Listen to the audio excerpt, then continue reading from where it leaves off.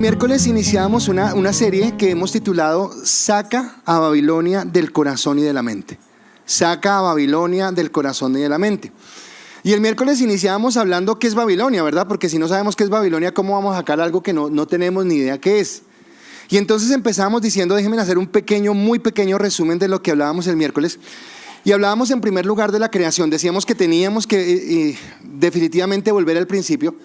Y volver al principio es reconocer a un Dios soberano, reconocer a un Dios grande, a un Dios poderoso, que ha hecho todo cuanto existe. Y yo no sé si usted alcanza a entender esto, pero el Dios el que usted y yo estamos adorando es el creador de los cielos y de la tierra.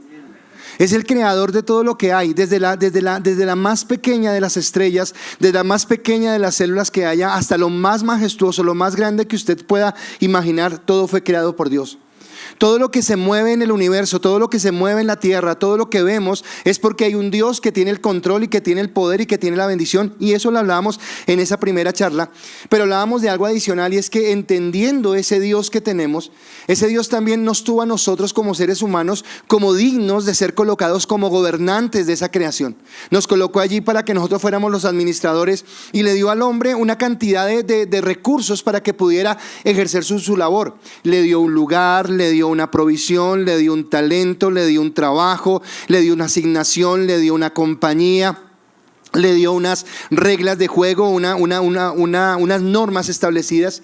Y después de que ha hablado con el hombre y le ha dado todo esto para constituirlo como cabeza de eso que venía más adelante, entonces trajo a su lado a una mujer, y trajo a esa mujer para que los dos entonces empezaran a ejercer esta labor, y para que los dos generaran algo que se llama primero matrimonio y segundo familia, y que pudieran estar en la bendición.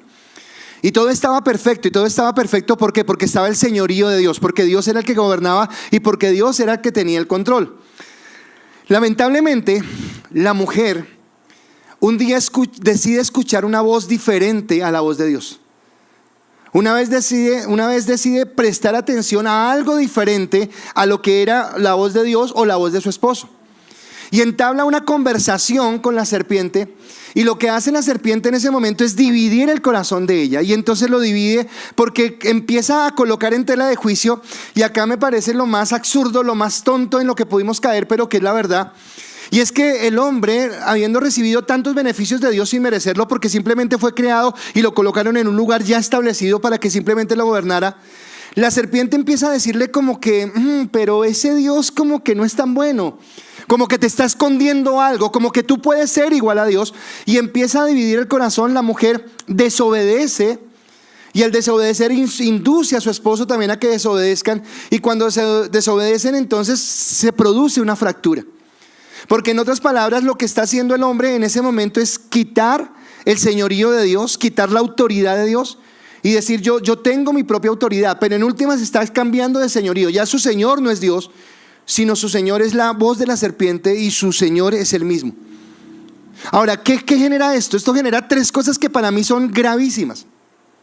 La primera es que rompe su relación con Dios, se rompe totalmente. Dios le había dicho que si él desobedecía iba a morir, y entendemos que la muerte es separación. Así que se rompe esa relación con Dios, el hombre ya no puede acercarse a Dios. En segundo lugar, es desterrado del lugar que tenía. Entonces es sacado de ese jardín del Edén, y a vivir como errante en la tierra, y a tomar el trabajo, pero ahora como algo duro, como algo mezquino, porque la tierra no lo iba a producir. Y creo que estas dos cosas ya son bastante graves, pero hay una tercera que no voy a decir que es más o menos grave, pero que igual es grave. Y es que algo se fractura en el corazón del hombre.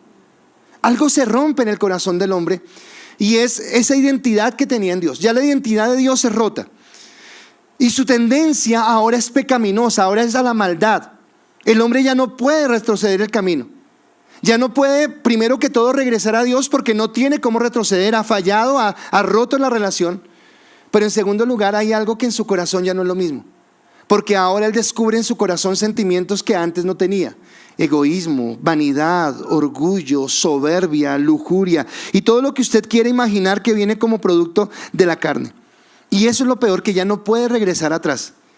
Y en ese sentido, entonces, nosotros muchas veces hemos dicho acá en la iglesia que no es que nosotros seamos pecadores porque pecamos, sino que nosotros pecamos porque nuestra naturaleza es pecaminosa. Porque nuestro corazón permanentemente está tendiente al mal. Mentimos, envidiamos, somos egocéntricos, somos egoístas, pasamos por encima de las personas porque nos creemos más que los demás y viene de esa naturaleza. Ahora, en esa soberbia, ahora el hombre que tiene en su corazón esa desconfianza, entonces ahora ya no solamente rompió su relación con Dios, sino ahora él desconfía de Dios. Entonces él tiene dudas de Dios, y como ya Dios había dolido su corazón y había acabado toda la creación con el diluvio, ya eso lo hablamos el miércoles, entonces el hombre pretende tener su salvación por fuera de Dios. Entonces, en otras palabras, lo que el hombre dice es: ¿Dios para qué? Yo no necesito a Dios, yo soy capaz, yo tengo mi propio talento, yo tengo mi propia habilidad, y entonces dice: voy a construir una torre y voy a llegar hasta el cielo y me voy a levantar ahí en ese lugar. Y Dios, cuando ve esto, dice que Él confunde las lenguas, confunde para que ellos no puedan terminar la obra. Y esa confusión, que pareciera ser un castigo, es una bendición de Dios, porque no quiere que el hombre avance más en su perversidad. Pero ese lugar recibe un nombre, y el nombre que recibe esa ciudad es Babel, que tiene que ver con Babilonia. Y lo que hace Dios allí es confundir las lenguas, pero confunde todo. Y entonces podríamos entender que aunque Babilonia en la historia existe como un lugar físico, como un lugar que se puede identificar como un imperio de los más grandes que ha habido, resulta que nosotros vamos a mirar a Babilonia no como el imperio, sino vamos a mirar a Babilonia como una forma de pensar, Babilonia como una forma de vivir. Entonces se colocaron unos estándares, y esa forma de pensar y esa forma de vivir es una forma que está por fuera de la autoridad de Dios en primer lugar, y que está por fuera de la voluntad de Dios. Hacemos lo que queremos, vivimos como querramos, porque somos autosuficientes. No necesitamos de un Dios que nos coloque reglas, que nos coloque límites, que nos coloque cosas para hacer. Las consecuencias de esta actitud, las consecuencias de este Babel, las consecuencias de esta decisión que tomó el hombre y de haber fundado esta Babilonia, usted las puede mirar solamente con encender el televisor. Vivimos en un mundo en caos, vivimos en un mundo en dolor, vivimos en un mundo en banalidad, vivimos en un mundo en anarquía. Todo lo que usted ve, todos los problemas que hay en el mundo. Usted puede decir que es el problema del gobierno, que es el problema del ejército, que es el problema de los ricos, que es el problema de los pobres. Usted puede colocarle la culpa a quien quiera. El problema es uno solo, y el problema se llama pecado. El hombre pecó. El hombre ensoberbeció su corazón delante de Dios. El hombre se creyó ser como Dios. Dijo: no necesito a Dios. Y todo lo que ha hecho en su vida es echarlo a perder. Es apartarse. Vivir vidas sin sentido, en dolor, en tristeza y en angustia. Ahora, un día, Dios, en su infinita gracia, en su infinita misericordia, a través de Cristo y por amor a nosotros, no porque lo merezcamos, no porque hayamos hecho algo para merecerlo, sino simplemente por amor, Cristo, Dios mismo, se hace hombre, viene a la tierra, vive entre nosotros, nos deja su palabra, va al madero, paga con su vida y con su sangre el precio que para nosotros era imposible pagar, el precio que vale nuestra salvación. Y ahí era cuando hablábamos en la parábola del reino, y decíamos: esa vida que encontramos es ese tesoro escondido, eso que yo no estaba buscando. O sea, yo no me detuve un día y dije: no sé, creo que estoy cansado con esta vida. Tanta borrachera, tantas cosas malas como... No, yo jamás hice eso. No tenía la posibilidad de inclinarme a Dios. Fue Dios el que me encontró, fue Dios el que se atravesó en mi camino, fue Dios el que, cuando yo estaba muerto en delitos, en pecado, en dolor y en angustia, apareció en mi vida para decirme: mira, quiero cambiar esa vida de tragedia, de soledad, de dolor, de tristeza, de angustia, y quiero darte una vida que tenga sentido y una vida que realmente valga la pena vivirse. Dice la palabra en Juan 10:10: el ladrón, el diablo, no ha venido sino a hurtar, matar y destruir. Por un momento piense lo que era su vida sin Cristo, y era una vida de muerte, una vida de destrucción, una vida de dolor. Pero dice la segunda parte: yo he venido, y habla Cristo, para que tú tengas vida. Pero escúchame, no cualquier tipo de vida. Quiero que tengas una vida que tenga sentido. Quiero que tengas una vida que tenga propósito. Quiero que tengas una vida que no se limite solamente hasta el día que llegues a la tumba en esta tierra, sino que trascienda aún la tumba y que tenga una mentalidad de eternidad, porque hay una eternidad para ti, una eternidad de bendición. Ese es el tesoro que nos encontramos. Esa es la perla del gran precio. Y cuando nosotros entendemos ese tesoro y cuando entendemos esa perla, estamos dispuestos a entregarlo todo, porque sabemos que lo vale todo. Escúcheme, no vale todo una iglesia, no vale todo un pastor, no vale toda una religión. Estamos hablando de Cristo. Cristo lo vale todo. Y estoy dispuesto a rendir mi vida. Y estoy dispuesto a decirle: ok, Dios, a partir de ahora, no a mi modo, no a mi forma, no en mi pensamiento, no en mis deseos y en mi voluntad, sino quiero hacerlo conforme a lo que tú quieres. Quiero vivir conforme a lo que tú me has dado. Entiendo que tú eres soberano, entiendo que tú eres Dios. Y entiendo como mi Padre, allá volviendo a remontarme al Génesis capítulo 1 y capítulo 2, entiendo que lo que tú tienes para mí es lo mejor, y que lo único que esperas de mí es que yo sea obediente. Que si tú me dices avance, que yo avance. Que si tú me dices que me detenga, yo me detenga. Que si tú me dices a la izquierda o a la derecha, yo esté con mi oído pronto a escuchar lo que tú me dices. Y esa es la esencia de lo que Dios quiere. Ahora, teniendo en cuenta esto, teniendo en cuenta esa salvación que Dios nos ha dado, teniendo en cuenta que cuando estábamos muertos en nuestros delitos y pecados, Él nos alcanzó, nos perdonó y nos restauró, le he dado un título a esta enseñanza de hoy. Y el título es: no descuides una salvación tan grande. No descuides una salvación tan grande. El miércoles veíamos también algo, y era cuando Dios confunde las lenguas, y cuando se funda la ciudad de Babel, y cuando a través de los hijos de Noé, Can, Sem y Jafet se empieza a poblar toda la tierra. Dios decide hacer algo, y decide apartarse a un hombre llamado Abraham, que no tiene nada especial, que no tiene nada de raro, es un ser humano como cualquier otro, pero que por su gracia Dios lo mira. Y a partir de él decide apartar un pueblo, y empieza a levantar al pueblo de Israel. Y ese pueblo de Israel es un pueblo apartado para Dios, es su especial tesoro. Por favor, ponga cuidado a esto porque es muy importante para la prédica. Pero este Israel que camina con Dios permite que el mundo, permite que ese pensamiento de Babilonia lo contamine. Y entonces empieza a idolatrar a otros dioses, empieza a serle infiel a Dios, empieza a adulterar la palabra de Dios. Y Dios empieza a tener como ese dolor nuevamente en su corazón. Y Él habla de que va a traer un castigo sobre Babilonia, sobre Israel.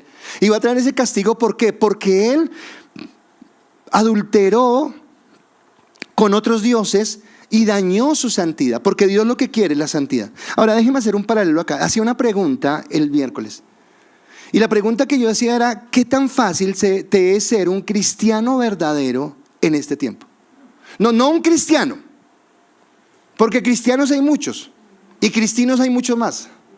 No, ¿qué tanto te cuesta ser un cristiano verdadero? ¿Qué tanto te cuesta guardar tus principios, guardar tu integridad, guardar tus valores, guardar la palabra, el celo por Dios, la santidad y el temor de Dios en medio del mundo en el que vivimos? En medio de un mundo que es anárquico, en medio de un mundo que es soberbio, en medio de un mundo que es banal, en medio de un mundo que no quiere tener en cuenta para nada a Dios, porque el mundo piensa que no necesita a Dios. Es más, el mundo piensa que cuando te ve a ti buscar a Dios es porque tú eres una persona digna de consideración, porque tal vez no has encontrado un propósito en la vida. A ese punto llega el pensamiento del mundo. Por eso el autor de Hebreos nos dice a nosotros que estamos en esa lucha.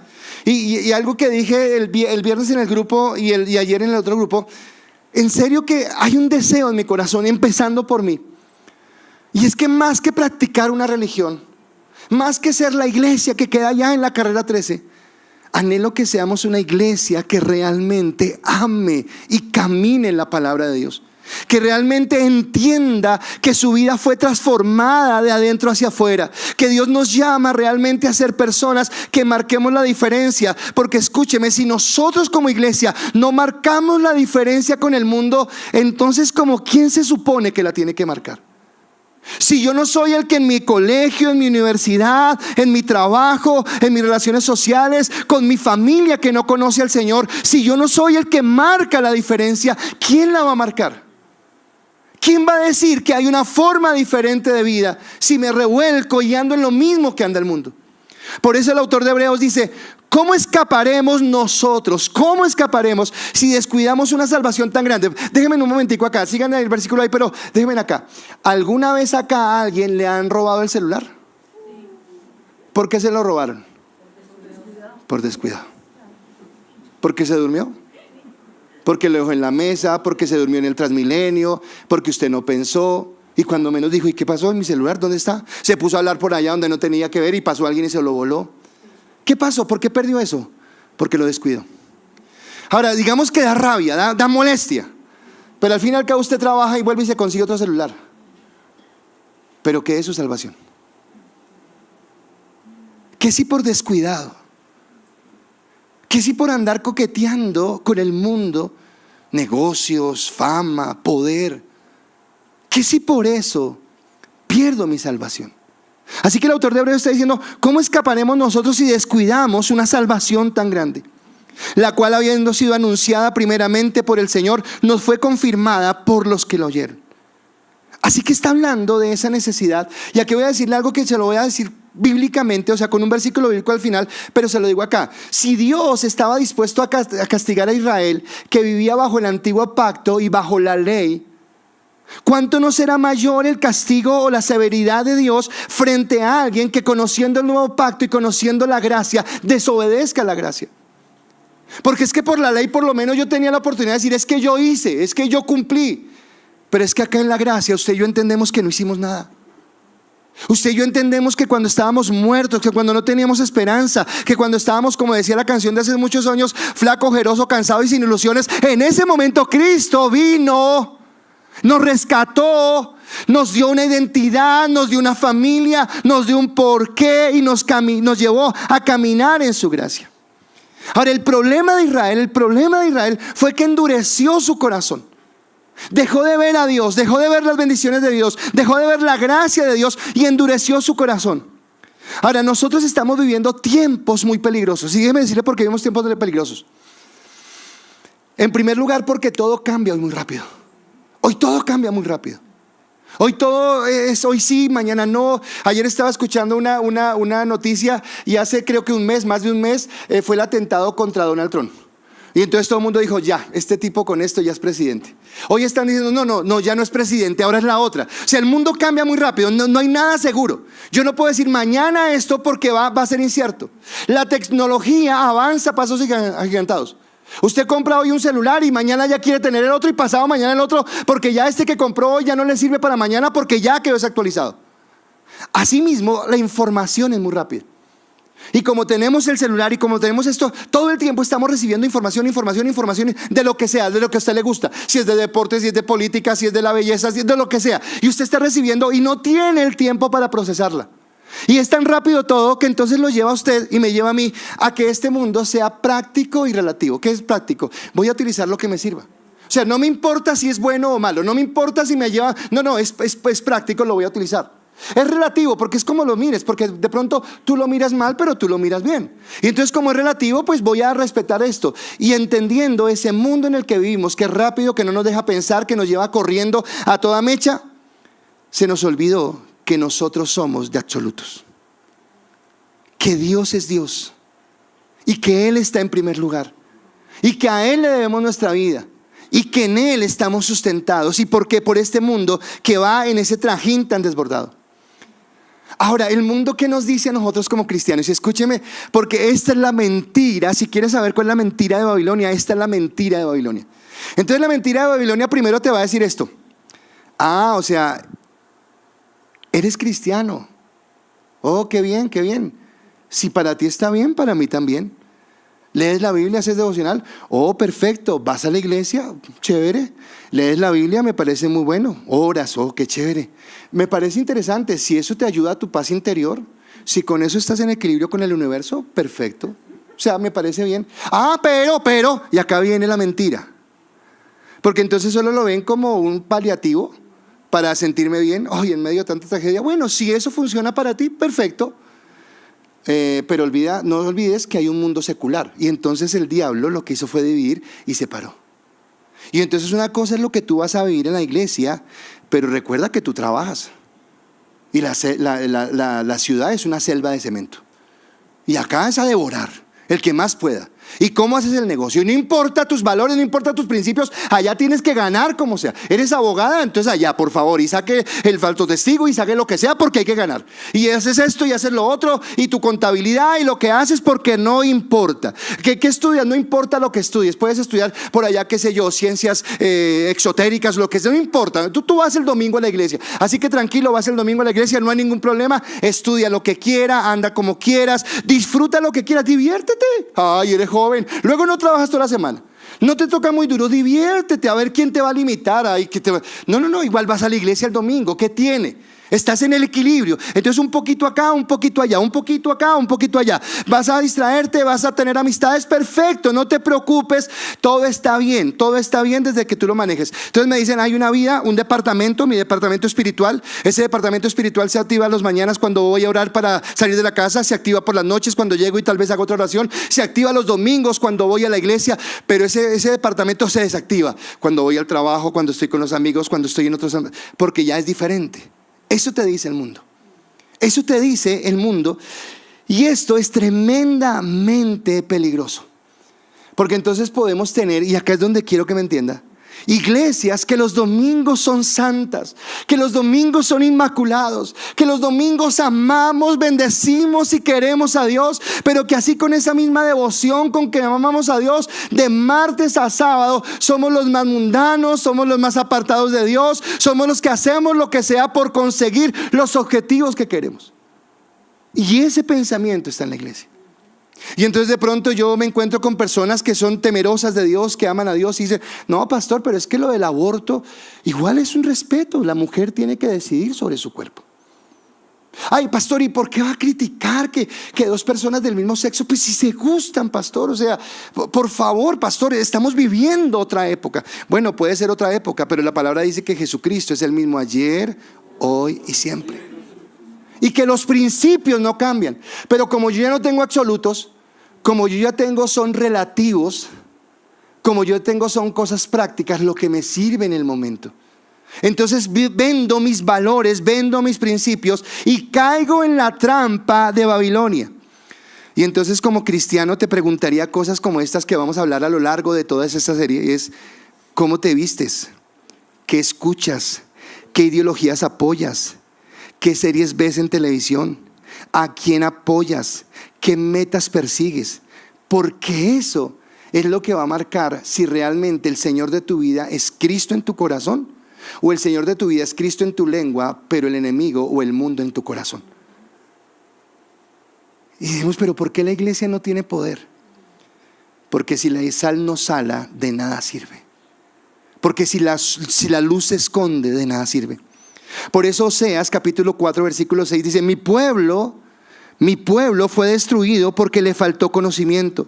Por cuanto desechaste el conocimiento, yo te desecharé del sacerdocio, porque olvidaste la ley de tu Dios, también yo me olvidaré de tus hijos. ¿Y sabe qué es el conocimiento? Que hoy en muchos lugares se predica más sobre las emociones, más sobre lo que queremos escuchar. ¿Cómo te sientes? ¿Cómo estás? ¿Estás afligido? Dios te levanta, Dios te fortalece. Dios es tan lindo que no importa cuántas veces le falles, Él siempre te va a perdonar. Sí, claro, eso es verdad, pero tiene que decirse la verdad en el contexto correcto. No como que Dios sea una alcahueta, no como que Él permite que yo haga lo que quiera y como que no pasa nada. Así que aquí a los hombres que estamos, a las mujeres que estamos, Dios nos dice, bueno, ok, ¿vas a vivir un cristianismo en serio? ¿Realmente vas a tomar mi nombre en serio? ¿Vas a colocarme? El primer mandamiento es amarás al Señor tu Dios con toda tu alma, con toda tu mente y con todo tu corazón. Te pregunto, ¿en este momento estás amando a Dios de esa manera? ¿Es el principio de tu vida? El miércoles finalizamos hablando acerca de Israel y de la sentencia que se profirió contra él. Y mencionábamos el versículo de Jeremías 25:11 que dice, toda esta tierra, está hablando de Israel, será puesta en ruinas y en espanto, y servirán estas naciones al rey de Babilonia 70 años. O sea, me parece doloroso que después de que Israel, en el gobierno de David, en el gobierno de Salomón, haya llegado a la cúspide, haya llegado a ser tenido como potencia, que todo el mundo la admirara, que todo el mundo dijera, realmente Dios está con ese pueblo, al final terminada desechada por su propia idolatría y por su propia dureza de corazón. Ahora, esta profecía que es dicha por Jeremías La palabra la registra y la registra en el libro de Daniel, en el primer capítulo, en los versículos 1 al 8. No voy a predicar sobre todo esto hoy, pero necesito leerlo porque es la base para lo que sigue. Y Daniel capítulo 1, versículo 1 al 8 dice, un segundo. En el año tercero del reinado de Joacín, rey de Judá, vino Nabucodonosor, rey de Babilonia, a Jerusalén y la sitió. Y el Señor entregó en sus manos a Joacín, rey de Judá, y parte de los utensilios de la casa de Dios, y los trajo a la tierra de Sinar, a la casa de su Dios, y lo colocó los utensilios en la casa del tesoro de su Dios. Y le dijo el rey a Aspenas, jefe de los eunucos, que trajere de los hijos de Israel, del linaje real de los príncipes, muchachos en que no hubiese tacha alguna, de buen parecer, enseñados en toda sabiduría, sabios en ciencia y en buen entendimiento, e idóneos para estar en el palacio del rey, y que se les enseñasen las letras y las lenguas de los caldeos. Y le señaló el rey ración para cada día de la provisión de la comida del rey y del vino que él bebía, y que los criase 3 años, para que al fin de ellos se presentasen delante del rey. Entre esos estaban Daniel, Ananías, Misael y Azarías, de los hijos de Judá. A estos el jefe de los eunucos puso nombre. Puso a Daniel Belsasar, a Ananías Sadrac, a Misael Mesac y a Azarías Abednego. Y Daniel propuso en su corazón no contaminarse con la porción de la comida del rey, ni con el vino que él bebía. Pidió por tanto al jefe de los eunucos que no se lo obligase a contaminarse. Ahora, esto me habla directamente de la influencia de Babilonia. Esto me habla de cómo Babilonia sacó de su contexto, sacó de Judá al pueblo de Dios y lo quiso injertar en su cultura para cambiarle su pensamiento. Ahora, les dije, no voy a hablar de esto todo hoy, pero sí quiero tomarlo porque como de aquí en adelante voy a seguir la serie, y créanme que vamos a hablar de muchas cosas en donde vamos a mirar si mi pensamiento en X o Y cosas realmente es un pensamiento cristiano, o aunque digo que soy cristiano estoy pensando como el mundo. Hay 3 cosas que yo quiero resaltar de eso. Primero está en el versículo 1 y 2. Babilonia por la fuerza conquista al pueblo de Dios. Entra e irrumpe y rompe de una sus relaciones, su comunión con Dios, lo que había, y los quiere sacar, los quiere desarraigar, como que los saca de su Judá y los quiere llevar al terreno de ellos, porque en el terreno de ellos los va a dañar. Acá no puede, acá está el ambiente. Es más, hay algo que me llama la atención. Dice que se llevó los utensilios. ¿Sabe que Israel empezó a tener un error? Cayó en religiosidad. Y ellos decían, no, desde que tengamos el tabernáculo estamos bien. Y el tabernáculo no se convirtió en el lugar donde estaba la presencia de Dios, sino se convirtió en el talismán. Si está el tabernáculo, entonces a veces usted dice, no, pero si estoy en la iglesia estoy bien. O sea, si yo voy los domingos a la iglesia estoy bien, no importa, yo estoy bien porque voy a la iglesia. No, ellos estaban mal. Y Dios se lo demuestra, es que hasta se llevan los utensilios. Ahora los utensilios que son sagrados, que son para Dios, ahora los llevan al templo del Dios de ellos. Tremendo esta parte que está sucediendo. Entonces primero hay una conquista.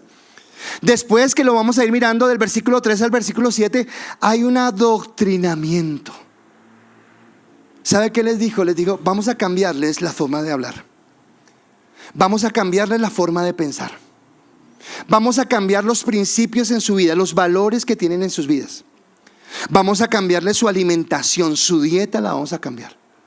Vamos a llevarlo a que los talentos, los dones y las habilidades que ellos tienen las inviertan más bien en este reino y no en el reino de su Dios. Y entonces este hombre no lo hace a la fuerza, sino que los lleva a un lugar. ¿A dónde los llevó? No los llevó a una cárcel, los llevó al palacio. Y no les dio pan y agua, les dijo de la comida del rey. O sea, no fue algo a la mala, sino que él sabía cómo los iba adoctrinando. Esa es la segunda parte que vamos a ver. Pero la tercera, que para mí es la más espectacular, para mí es la más fuerte, es cómo Daniel toma la decisión radical frente a los planes del rey. Yo quisiera saber si nosotros hubiéramos sido Daniel, si hubiéramos actuado como él actuó. Si tendríamos la fortaleza de decir, no me voy a dejar contaminar. Así que hoy quiero empezar con la parte primera, y es la de la conquista.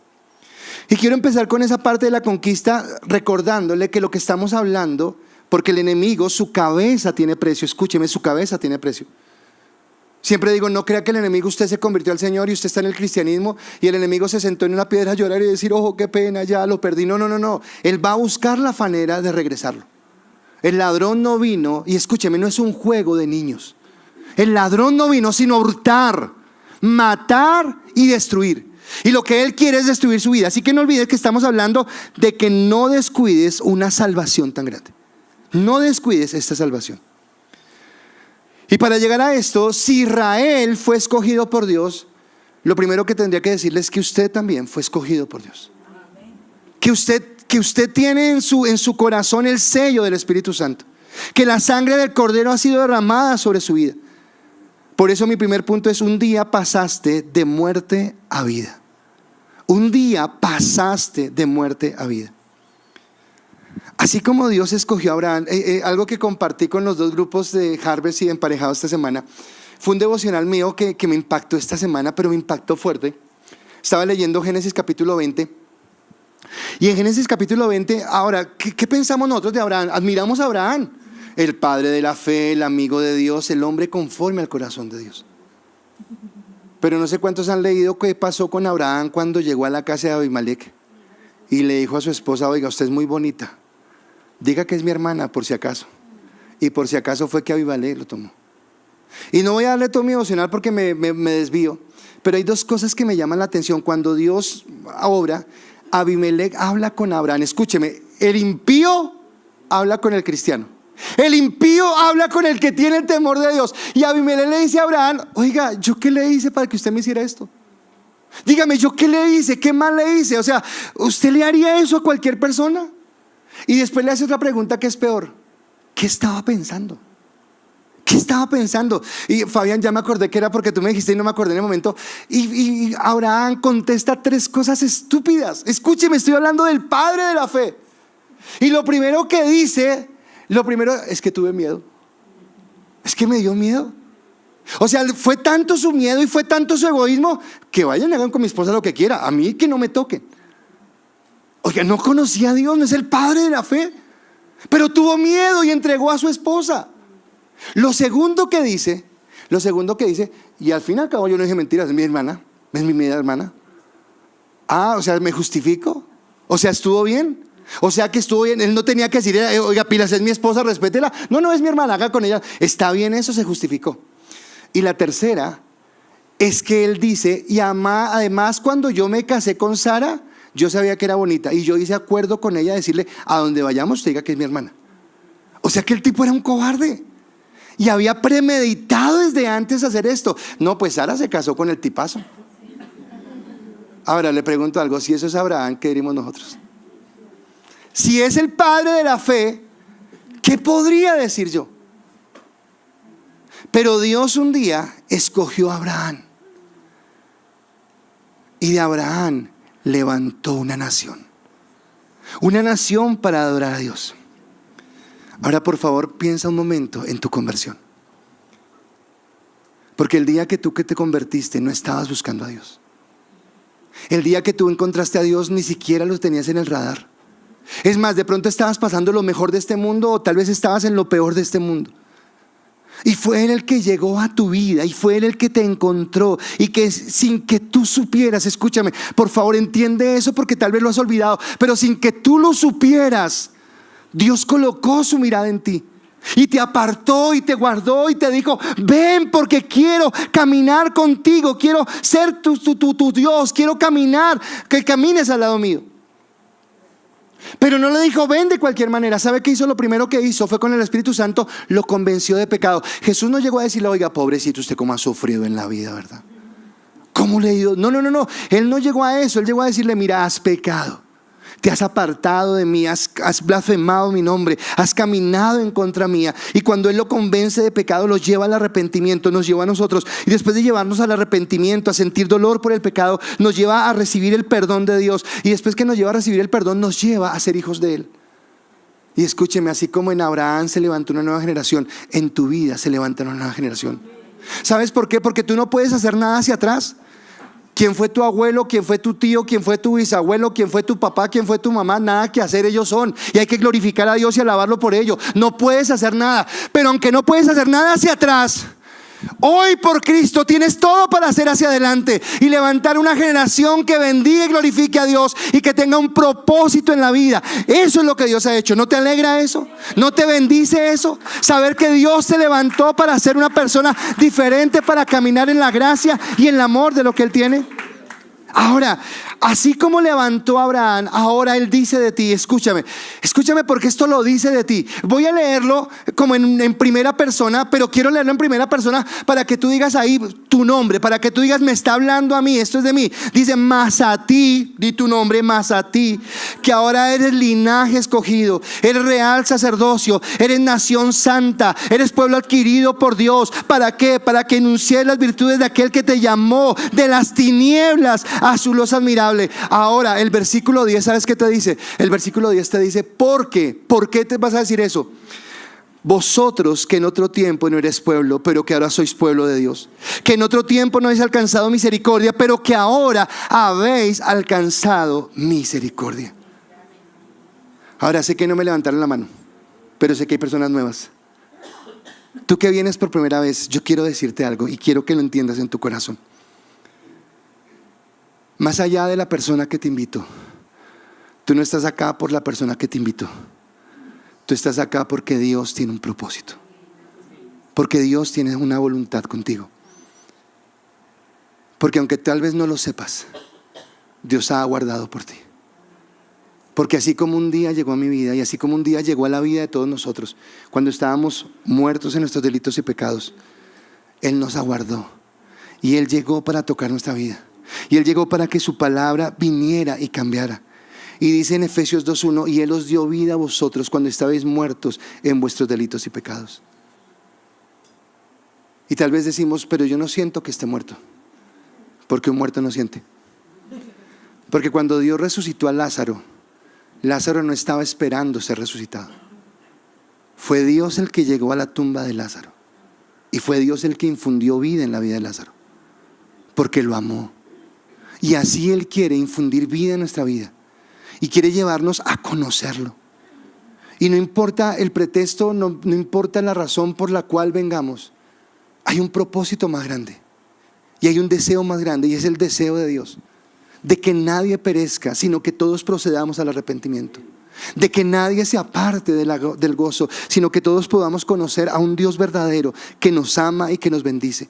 Así que eso que somos nosotros, pueblo de Dios, lo somos porque Él nos alcanzó.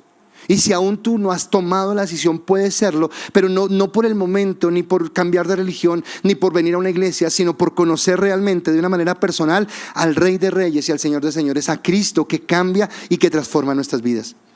Ahora, cuando entendemos esto, cuando entendemos que somos pueblo de Dios, cuando entendemos que Dios está con nosotros, que Dios está en nuestro corazón, quiero entenderte que Babilonia buscará conquistarte así como conquistó a Israel. O sea, no creas, dice, el que esté firme, mire que no caiga.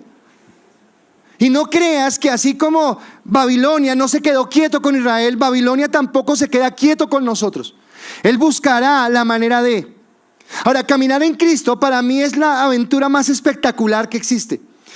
Estaba recordando hace 15 días en el grupo de emparejados, una persona dijo algo, dijo, mirando el mundo en el que vivimos, dijo, ¿sabe cuál es el reto esta vez? ¿Cuál es el desafío de este tiempo? El desafío es vivir para Dios.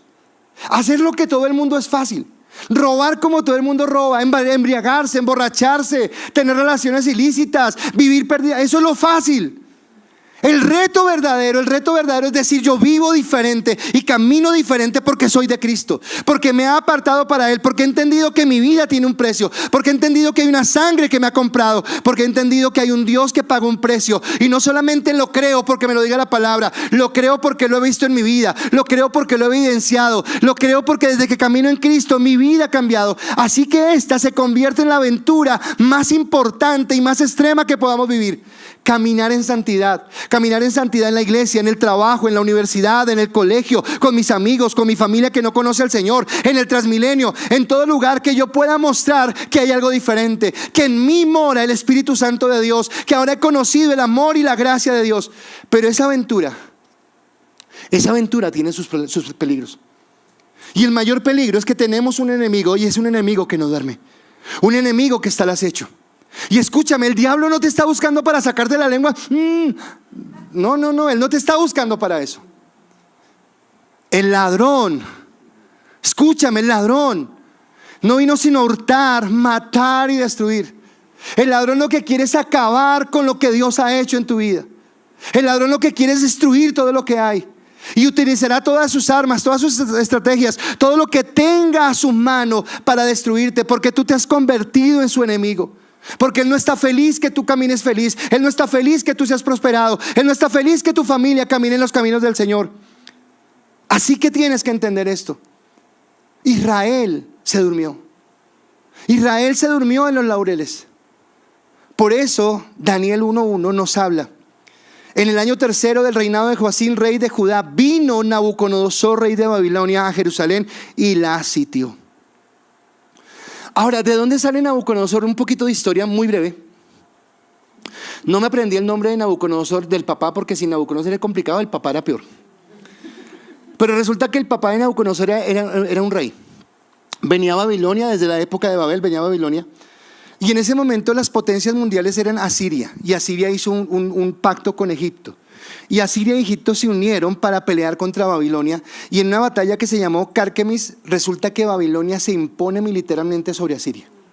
Y esto hace que tengan un reconocimiento mundial y hace que este imperio de Babilonia se convierta en lo más grande. Entonces, por ejemplo, si usted recuerda el sueño de Nabucodonosor sobre la estatua, la cabeza, que es de oro, representa a Babilonia. Quiere decir que es un reino que es fuerte, es un reino que tiene poder, es un reino que trasciende. Es más, tanto así que hoy estamos hablando que aunque Babilonia no exista como reino, su pensamiento y su forma de vida todavía está entre nosotros. Y ese es el reino que asciende.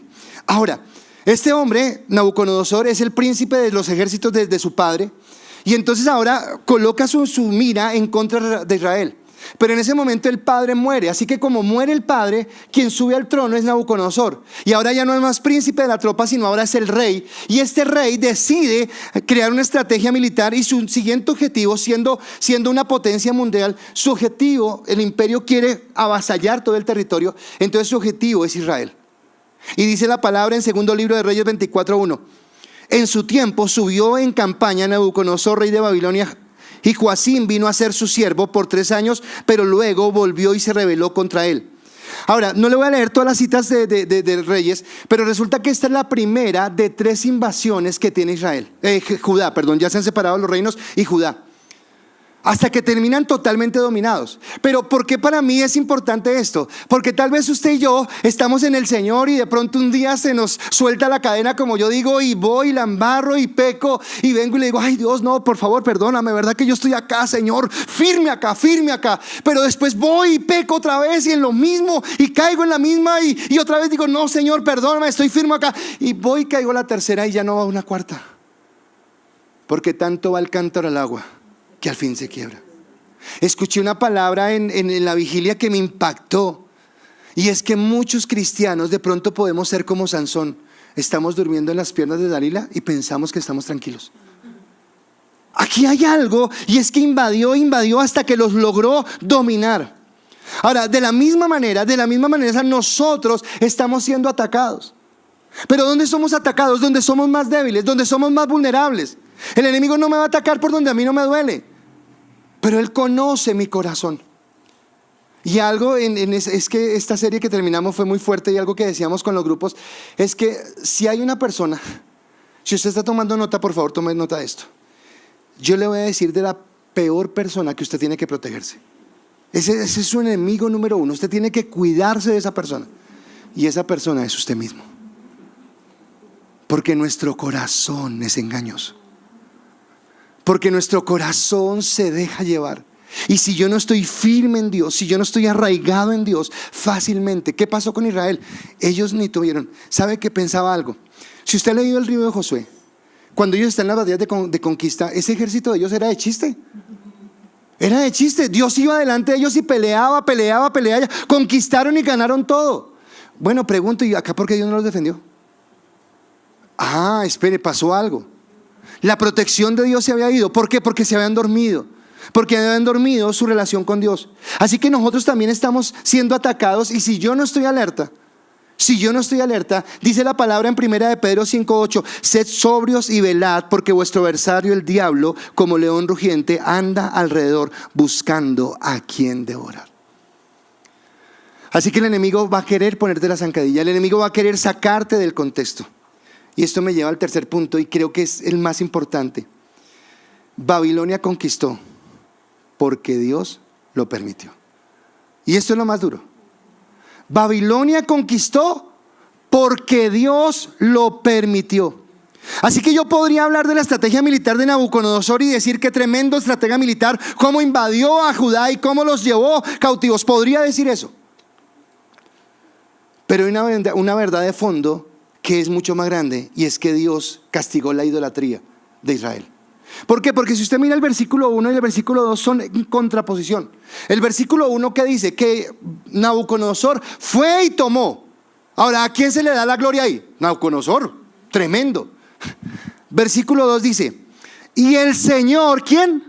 El Señor entregó en sus manos a Joacim, rey de Judá, y parte de los utensilios de la casa de Dios, y los trajo a la tierra de Sinar, a la casa de su Dios, y colocó los utensilios en la casa del tesoro de su Dios. Dios lo permitió.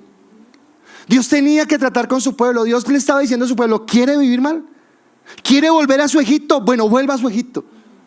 Me he cansado de decirle, cuídese, cuide su corazón, apártese. ¿Quiere volver? Bueno, vuelva. Vuelva y duélase, vuelva y sufra, vuelva y derrame lágrimas. Pero tiene que entender que solamente en mi mano, le estaba diciendo Dios, va a tener bendición. Así que aunque Nabucodonosor es un rey soberbio, es un rey altivo, tan altivo que un día manda a hacer una estatua del mismo para que la adoren, Nabucodonosor lo que no sabe en ese momento es que está siendo instrumento de Dios. Que no fue que Nabucodonosor invadiera Judá porque era muy bueno, es porque Dios lo tomó como instrumento para tratar con su pueblo, para que tratara con ellos. Y este instrumento en las manos de Dios me muestra a mí dos cosas. La primera cosa que me muestra es la soberanía de Dios. Escúcheme, si usted y yo estoy pensando que después de esto hablaremos de los dones de Dios. Si yo conociera quién es Dios, si yo conociera la grandeza de Dios, si yo realmente supiera que cuando adoro a Dios, ¿a quién estoy adorando? Su grandeza, su poder, su soberanía, su majestad, su autoridad, su omnisciencia, su omnipotencia, su santidad. Si yo supiera quién es Dios, créame que no me soltaría de la mano de Dios. Y no solamente es conocer la autoridad de Dios, sino que cuando yo me miro frente a Dios, soy consciente de mi pequeñez. Soy consciente de lo insignificante que soy ante Dios. Soy consciente que hasta el amor que Dios me ofrece es lo más grande que me ha podido pasar. Porque jamás nadie, escúchame, en la tierra, jamás nadie, un papá, una mamá, un esposo, una esposa, un padre, una madre, jamás nadie te podrá amar como Dios te ha amado. Esto nos muestra la soberanía de Dios y lo pequeños que somos. En el segundo libro de Reyes 24, del 3 al 4 lo reafirma y dice: ciertamente vino esto contra Judá por mandato de Jehová, para quitarle de su presencia los pecados de Manasés y todo lo que hizo, asimismo por la sangre inocente que derramó, pues llenó a Jerusalén de sangre inocente. Jehová por tanto no quiso perdonar. Qué cosa tan dura. Dios no quiso perdonar. Y hoy, iglesia, Dios nos llama a movernos. Es por eso que yo no puedo, escúcheme, yo no puedo jugar con el evangelio, mucho menos descuidarlo. ¿Recuerda lo que le pasó con el celular por descuidarlo? Yo no puedo descuidar esta salvación. Yo no puedo jugar con el evangelio. Yo no puedo trazar una línea invisible y decir, bueno, hasta aquí, no me salgo, pero hasta aquí. No, si usted juega eso, cuando menos se dé cuenta, está al otro lado. Porque el corazón del hombre es engañoso. Porque nuestros oídos, nuestros ojos, nuestra boca, nuestros pies nos conducen de continuo al pecado. Y si yo no estoy firme y arraigado en el Señor, va a ser muy complicado.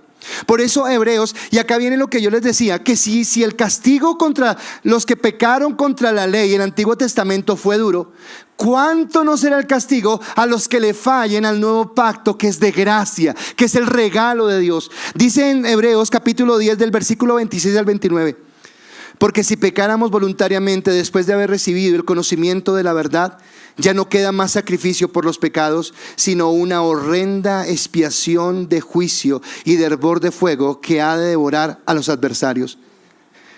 El que viola la ley de Moisés por el testimonio de 2 o 3 testigos muere irremisiblemente.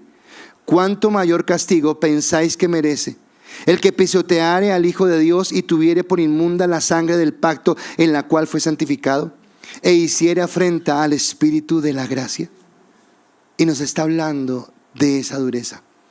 Vic, ven y me ayudas por favor. Israel fue conquistado por la dureza de su corazón. Y las consecuencias que vivió fueron drásticas, fueron severas, fueron dolorosas. Hoy nosotros como iglesia, este es el principio apenas, porque le estoy hablando de los múltiples enemigos que tenemos, de todo lo que el mundo nos está bombardeando todo el tiempo, con noticias, con comentarios, con cosas.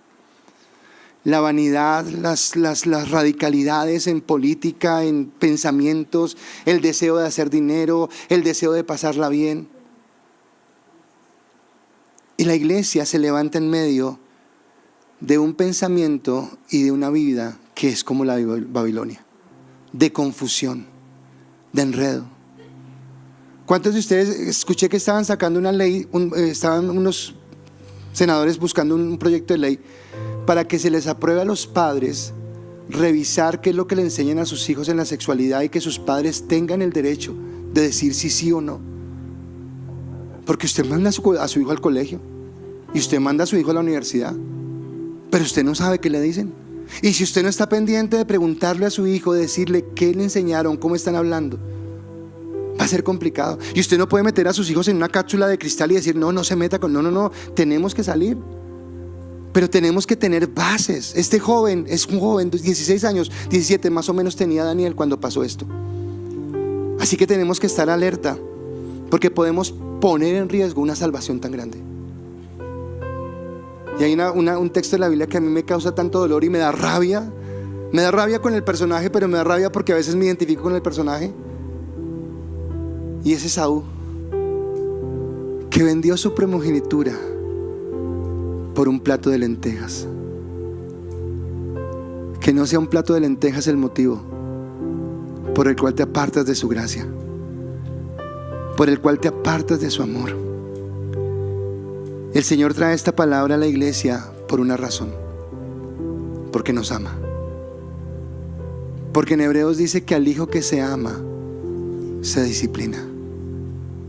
Porque al hijo que se ama se reprende. Porque hay cosas que Dios tiene para nosotros.